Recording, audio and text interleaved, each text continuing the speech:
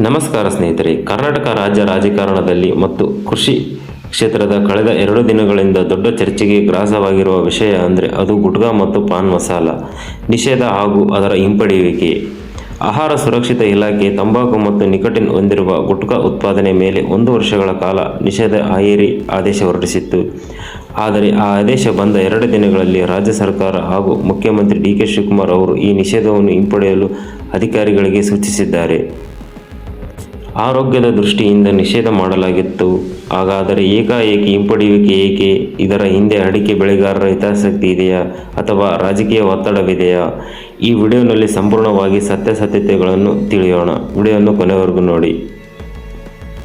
ಮೊದಲು ಏನಾಯಿತು ಅಂತ ನೋಡೋದಾದರೆ, ಆಹಾರ ಸುರಕ್ಷತಾ ಮತ್ತು ಗುಣಮಟ್ಟ ಕಾಯ್ದೆ 2006 ಅಡಿಯಲ್ಲಿ ಸಾರ್ವಜನಿಕ ಆರೋಗ್ಯ ಹಿತಾಸಕ್ತಿಯಿಂದ ಆರೋಗ್ಯ ಸುರಕ್ಷತಾ ಆಯುಕ್ತರು ರಾಜ್ಯಾದ್ಯಂತ ತಂಬಾಕು ಮತ್ತು ನಿಕೋಟಿನ್ ಒಳಗೊಂಡ ಗುಟ್ಕಾ ಹಾಗೂ ಪಾನ್ ಮಸಾಲವನ್ನು ತಯಾರಿಕೆಯ, ಶೇಖರಣೆ, ಸಾಗಾಣಿಕೆ ಮತ್ತು ಮಾರಾಟವನ್ನು 1 ವರ್ಷದ ಅವಧಿಯಲ್ಲಿ ನೋಟಿಸ್ ಹೊರಡಿಸಿದ್ದರು.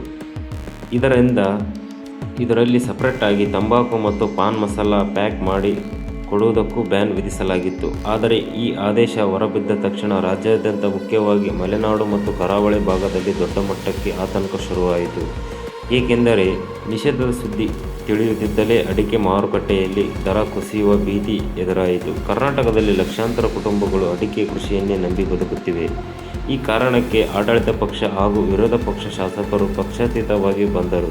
ಬಿಜೆಪಿ ಶಾಸಕ ಜ್ಞಾನೇಂದ್ರ ಮತ್ತು ಕಾಂಗ್ರೆಸ್ ಶಾಸಕ ಶಾಂತನಗೌಡ ಅವರ ನೇತೃತ್ವದ ಸರ್ವಪಕ್ಷ ಶಾಸಕರ ನಿಯೋಗ ತಕ್ಷಣವೇ ಡಿ.ಕೆ. ಶಿವಕುಮಾರ್ ಅವರನ್ನು ಭೇಟಿ ಮಾಡಿತು. ಅವರು ಸಿಎಂ ಮುಂದೆ ಇಟ್ಟ ಪ್ರಮುಖ ಮನವಿಗಳೆಂದರೆ, ಈ ನಿಷೇಧದಿಂದ ಅಡಿಕೆ ಬೆಳೆಗಾರರಿಗೆ ತೀವ್ರ ಆರ್ಥಿಕ ನಷ್ಟವಾಗುತ್ತದೆ. ಮಾರುಕಟ್ಟೆಯಲ್ಲಿ ಅಡಿಕೆಯ ಬೆಲೆ ತಕ್ಷಣವೇ ಕುಸಿಯಲು ಪ್ರಾರಂಭವಾಗುತ್ತದೆ.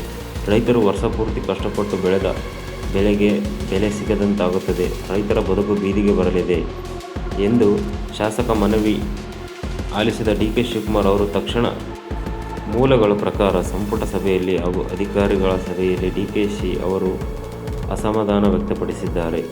ಸರ್ಕಾರ ಅಥವಾ ಮುಖ್ಯಮಂತ್ರಿಗಳ ಗಮನಕ್ಕೆ ತರದೇ ಇಷ್ಟೊಂದು ದೊಡ್ಡ ನಿರ್ಧಾರವನ್ನು ಆಹಾರ ಸುರಕ್ಷತಾ ಆಯುಕ್ತರು ಏಕಾಏಕಿ ಹೇಗೆ ತೆಗೆದುಕೊಂಡರು ಎಂದು ಪ್ರಶ್ನಿಸಿದ್ದಾರೆ. ರೈತರ ಆರ್ಥಿಕ ಹಿತರಕ್ಷಣೆ ನಮಗೆ ಮುಖ್ಯ. ಹೀಗಾಗಿ ಈ ಬ್ಯಾನ್ ಆದೇಶವನ್ನು ತಕ್ಷಣವೇ ಹಿಂಪಡೆಯಿರಿ ಎಂದು ಅಧಿಕಾರಿಗಳಿಗೆ ಸ್ಪಷ್ಟ ನಿರ್ದೇಶನ ನೀಡಿದರು. ಗುಟ್ಕಾ ಮತ್ತು ನಿಕೋಟಿನ್ ಉತ್ಪಾದನೆ ಕ್ಯಾನ್ಸರ್ಗಳಂತಹ ಮಾರಕ ಕಾಯಿಲೆಗಳಿಗೆ ಕಾರಣವಾಗುತ್ತದೆ. ಯುವ ಜನತೆಯ ಆರೋಗ್ಯ ಕಾಪಾಡಲು ನಿಷೇಧ ಅಗತ್ಯವಾಗಿತ್ತು ಎಂಬುದು ಆರೋಗ್ಯ ಕಾರ್ಯಕರ್ತರ ಅಭಿಪ್ರಾಯವಾಗಿದೆ.